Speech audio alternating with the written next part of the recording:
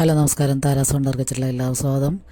നമുക്കിന്ന് ബ്രേക്ക്ഫാസ്റ്റിനും ലഞ്ച് കറികളുടെയും ഒരു വീഡിയോ കണ്ടു നോക്കിയാലോ. അപ്പോൾ ഇന്ന് നമുക്ക് ലഞ്ചിന് ചെമ്മീൻ മാങ്ങയിട്ട് കറി വെച്ചതും പിന്നെ ചെമ്മീൻ റോസ്റ്റുമാണ് നമ്മൾ ലഞ്ചിന് പ്രിപ്പയർ ചെയ്തത്. അപ്പോൾ നമുക്ക് ബ്രേക്ക്ഫാസ്റ്റിൻ്റെ പുട്ടിൻ്റെ റെസിപ്പി കണ്ടു നോക്കാം. അപ്പോൾ നമ്മൾ പുട്ടുപൊടി എടുത്ത് പുട്ടിന് നനച്ച് വെച്ചേക്കുന്നതാണ്. അപ്പോൾ നമുക്കിവിടെ കേരള സ്റ്റോറിൽ നിന്ന് കേരളത്തിലുള്ള നമ്മുടെ നാട്ടിലുള്ള എല്ലാ സാധനങ്ങളും കിട്ടും. അപ്പോൾ നമ്മൾ പൊൻകതറിൻ്റെ പുട്ടുപൊടിയാണ് വാങ്ങിച്ചേക്കണത്. അപ്പോൾ പുട്ടുപൊടി ഇപ്പോൾ എല്ലാവർക്കും അറിയാവുന്നതുപോലെ നമ്മൾ ആദ്യം കുറച്ച് സമയം ചെറിയ ചൂടുവെള്ളത്തിൽ നനച്ച് വെച്ച് കഴിഞ്ഞിട്ട് പിന്നെയാണ് നമ്മൾ നന്നായിട്ട് മിക്സ് ചെയ്തെടുക്കണത്. അപ്പോൾ അതവിടെ ഇരിക്കട്ടെ. അപ്പോൾ നമുക്ക് കറിക്ക് വേണ്ടി ഞാൻ ഗ്രീൻ പീസ് തലേദിവസം വെള്ളത്തിലിട്ടിട്ടുണ്ട്. അപ്പോൾ ഗ്രീൻ പീസും ഉരുളക്കിഴങ്ങും ക്യാരറ്റും കൂടി കുക്കറിലിട്ടിട്ട് അതിലേക്ക് ഒരു പകുതി സവാളയും 2 പച്ചമുളകും ഇഞ്ചിയും കൂടിയും ആവശ്യത്തിന് ഉപ്പും വെള്ളമൊക്കെ ഒഴിച്ചിട്ട് അത് വേവിച്ച് വെച്ചിട്ടുണ്ട്. പിന്നെ അതിലേക്ക് നമ്മൾ താളിച്ചൊഴിക്കാൻ വേണ്ടി പകുതി സവാളയും കുറച്ച് വെളുത്തുള്ളിയും കൂടി എടുത്ത് കറിവേപ്പിലയും കൂടി എടുത്തിട്ട് വെളിച്ചെണ്ണയിൽ മൂപ്പിച്ചുകൊണ്ടിരിക്കുകയാണ്. അപ്പം മൂത്ത് കഴിയുമ്പോൾ നമ്മൾക്ക് അതിലേക്ക് പൊടികൾ ഒരു ടീസ്പൂൺ മല്ലിപ്പൊടിയും 1/4 ടീസ്പൂൺ മഞ്ഞൾപ്പൊടിയാണ് ഞാനിപ്പോൾ ചേർത്ത് കൊടുത്തേക്കണത്. പിന്നെ ഒരു 1/2 ടീസ്പൂൺ മസാലപ്പൊടിയും പിന്നെ കുറച്ച് കുരുമുളക് പൊടിയും കൂടിയാണ് ചേർത്ത് കൊടുക്കണം. ഇതിലേക്ക് മുളക് പൊടി ചേർക്കണില്ല. രാവിലത്തെ കറികളിൽ നമ്മളധികം എരിവില്ലാത്തതാണ് നല്ലത്. പിന്നെ ഞാനിതിലേക്ക് 2 teaspoon milk powder, coconut milk powder mix ചെയ്ത് അതും കൂടി ഒഴിച്ചിട്ടുണ്ട്. അപ്പോൾ നല്ല അടിപൊളി ഗ്രീൻ പീസ് ഉരുളക്കിഴങ്ങ് കറി റെഡിയാണ്. പിന്നെ നമുക്ക് പുട്ട് ചുട്ടെടുക്കാം. ഇപ്പോൾ തരിപ്പൂട്ടായിരുന്നു തന്നെ നമുക്ക് നല്ല ഉടയാതെയും നല്ല പെർഫെക്റ്റായിട്ട് കിട്ടും. നല്ല പുട്ടാണിത്. അപ്പോൾ നമ്മുടെ ബ്രേക്ക്ഫാസ്റ്റിന് പുട്ടും ഗ്രീൻ പീസ് കറിയും ചായയുമാണ്.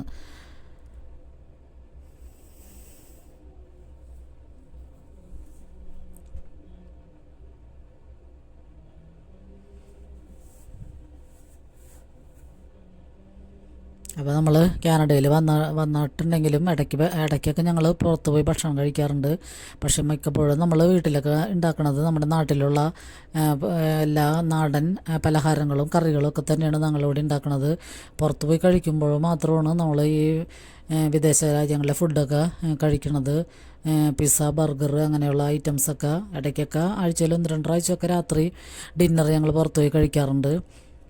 ബാക്കി എല്ലാ ദിവസങ്ങളിലും നമ്മൾ നാട്ടിലുള്ള ഫുഡും കറികളൊക്കെ തന്നെയാണ് ഉണ്ടാക്കുന്നത്. അപ്പോൾ നമുക്കത് ഏഷ്യൻ സ്റ്റോറിൽ അല്ലെങ്കിൽ കേരള സ്റ്റോറിൽ നിന്നൊക്കെ നമ്മുടെ നാട്ടിലുള്ള സാധനങ്ങളൊക്കെ വാങ്ങാൻ കിട്ടും.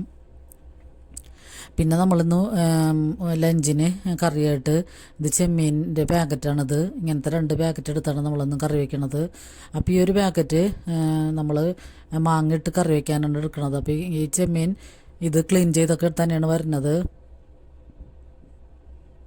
ഇതിലെ വാലിൻ്റെ അറ്റം മാത്രം കളഞ്ഞിട്ടുണ്ടാവില്ല, ബാക്കി തലയും അതിൻ്റെ കാലും ഒക്കെ കളഞ്ഞ് പിന്നെ അതിൻ്റെ ഉള്ളിലുള്ള ചെറിയൊരു നൂല് പോലത്തെ കറുത്ത വള്ളി നൂലും കൂടി എടുത്ത് കളഞ്ഞിട്ടാണ് ഇവർ പാക്ക് ചെയ്ത് വെക്കണത്. അത് കാരണം നമുക്ക് അധികം പണികളൊന്നുമില്ല. ഇതിൻ്റെ വാലിൻ്റെ അറ്റം മാത്രം ഒന്ന് കട്ട് ചെയ്ത് കളഞ്ഞാൽ മതി.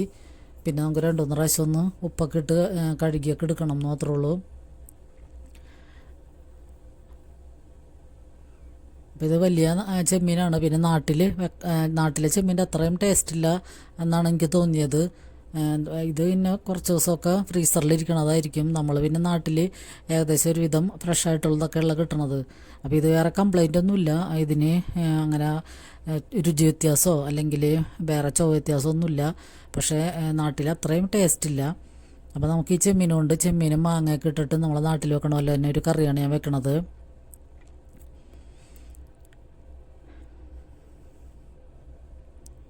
അപ്പോൾ അതിനുവേണ്ടി നമ്മളൊരു മാങ്ങ എടുത്തിട്ടുണ്ട്. അപ്പോൾ ആ മാങ്ങക്ക് ഭയങ്കര പുളിയില്ല, എന്നാലും പുളി ഉണ്ടെന്ന് താനും. അപ്പോൾ ആ മാങ്ങയാണ് നമ്മൾ ഇതിലേക്ക് ഇടുന്നത്.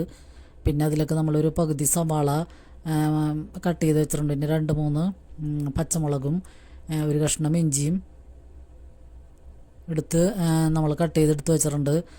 അതൊക്കെ കൂടി നമുക്ക് ചെമ്മീനിലേക്ക് ഇട്ട് കൊടുക്കാം. എന്നിട്ട് അതിലേക്ക് ആവശ്യത്തിന് ഉപ്പും ചേർക്കാം. പിന്നെ ഒരു 1/2 ടീസ്പൂൺ മുളക് പൊടിയും 1/4 ടീസ്പൂൺ മഞ്ഞൾപ്പൊടിയും കൂടി ചേർത്തിട്ട് പാകത്തിന് ഉപ്പും വെള്ളവും കൂടി ഒഴിച്ചിട്ട് നമുക്കത് ഒന്ന് വേവാൻ വയ്ക്കാം.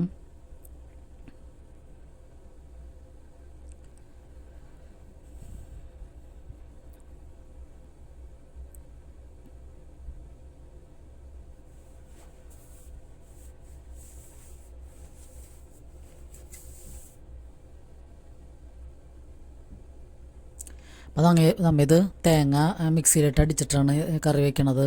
അപ്പോൾ ആദ്യം നമുക്ക് ഇതൊക്കെ കൂടി ഇട്ടിട്ട് കുറച്ച് വെളിച്ചെണ്ണയും കൂടി ഒഴിച്ചു കൊടുക്കാം. അപ്പോൾ ഇവിടെ ഇപ്പോൾ വെളിച്ചെണ്ണ കട്ട പിടിച്ചായിരിക്കും ഇരിക്കണത്. അപ്പം ഒന്ന് ടീസ്പൂൺ കൊണ്ട് കോരി എടുത്തിട്ടാണ് ഇതിലൊക്കെ ഇടണത്. എന്നിട്ട് ആവശ്യത്തിന് വെള്ളവും കൂടി ഒഴിച്ച് ഉപ്പും കൂടി ഇട്ടിട്ട് നമുക്ക് അടുപ്പത്ത് വയ്ക്കാം.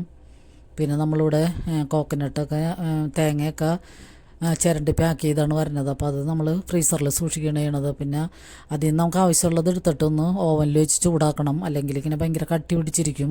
അപ്പോൾ ഓവനിൽ ചൂടാക്കുമ്പോൾ അതൊരു സോഫ്റ്റായിട്ട് കിട്ടും. എന്നിട്ടാണ് നമ്മൾ മിക്സിയിൽ വെള്ളം ഒഴിച്ചിട്ട് നന്നായിട്ട് അടിച്ചെടുക്കണത്. അല്ലാതെ നമ്മൾ ഫ്രീസറിൽ നിന്ന് എടുത്തിട്ട് ഇങ്ങനെ മിക്സിയിലിടുകയാണെങ്കിൽ അത് ശരിയായിട്ട് അടിഞ്ഞ് കിട്ടില്ല. അപ്പോൾ വല്ലതും ചൂടാക്കുകയാണെങ്കിൽ നല്ല സോഫ്റ്റായിട്ട് നന്നായിട്ട് അടിഞ്ഞ് കിട്ടും. തേങ്ങയൊക്കെ മിക്സിയിലിട്ട് നന്നായിട്ട് അടിക്കണം, എന്നാലാണ് അത് നല്ലോണം അരഞ്ഞ് കിട്ടുള്ളൂ. അല്ലെങ്കിൽ ഇങ്ങനെ തരി പോലെ കിടക്കും.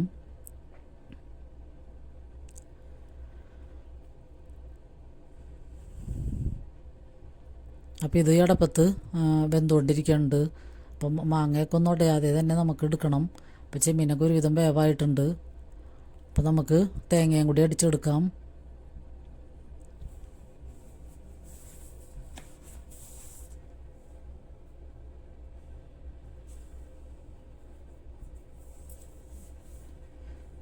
തേങ്ങ കൂടി അടിച്ച് നമുക്ക് ആ ചെമ്മീനിലേക്ക് ഒഴിച്ചിട്ടൊന്ന് മിക്സ് ചെയ്യാം.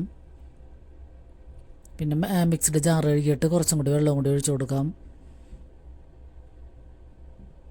അപ്പോൾ നല്ല അടിപൊളി കറിയായിരുന്നത്. മാങ്ങയൊക്കെ ഇട്ടേക്കണാരം തന്നെ നല്ല ടേസ്റ്റ് ഉണ്ടായിരുന്നു ഈ കറിക്ക്. അപ്പോൾ നമുക്ക് ചാറ് കറി റെഡിയാണ്. പിന്നെ നമുക്ക് 2 ഉള്ളിയും ചെറിയ ഉള്ളി എടുത്തിട്ട് അതരിഞ്ഞ് അതും വറ്റൽമുളകും കറിവേപ്പിലയും കൂടി ഇട്ടിട്ട് നമുക്കൊന്ന് മൂപ്പിച്ചും കൂടി ഒഴിക്കണം.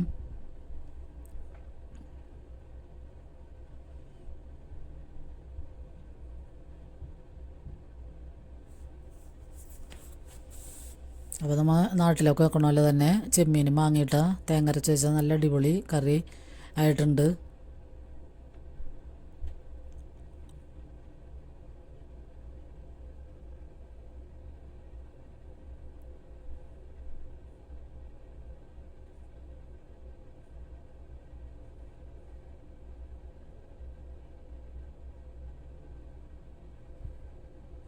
പിന്നെ നമ്മൾ ഇങ്ങനത്തെ ഈ ചെമ്മീൻ്റെ തന്നെ ഒരു പാക്കറ്റും കൂടി എടുത്തിട്ട് നമ്മൾ റോസ്റ്റ് ചെയ്യുന്നുണ്ട് ചെമ്മീൻ. അപ്പോൾ അതിനുവേണ്ടി നമ്മൾ നേരത്തെ ചെയ്ത പോലെ തന്നെ നമ്മൾ അത് ക്ലീൻ ചെയ്തെടുത്തിട്ട് നന്നായിട്ട് വെള്ളം പിഴിഞ്ഞ് നന്നായിട്ട് കളയണം. നമുക്കത് വറുത്തിട്ടാണ് റോസ്റ്റ് ചെയ്യണത്. അപ്പോൾ അതുകൊണ്ട് തന്നെ വെള്ളം നന്നായിട്ട് കളഞ്ഞതിന് ശേഷമാണ് നമ്മളത് മാറിനേറ്റ് ചെയ്ത് വെക്കണത്.